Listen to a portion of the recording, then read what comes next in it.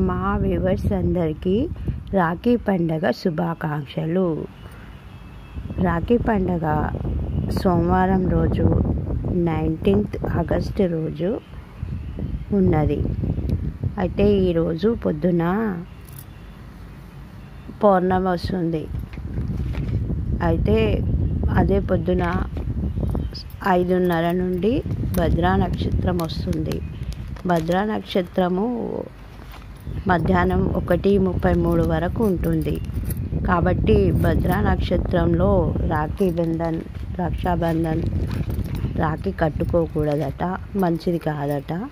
అందుకని అందరూ 1:30 తర్వాత కట్టుకోవచ్చు. రాఖీ 1:30 తర్వాత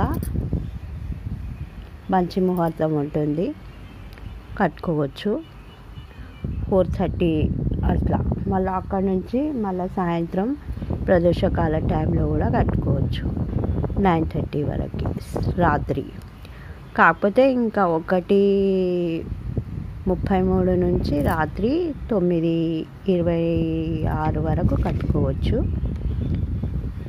ఇంకా బాగా మనకు మంచి జరగాలి, మంచిగా ఉండాలంటే 4:30 వరకు కట్టుకోవాలి. 1:33 నుంచి మళ్ళీ సాయంత్రం ప్రదోషకాల టైంలో మళ్ళీ రాఖీ 9:20 వరకు కట్టుకోవచ్చు.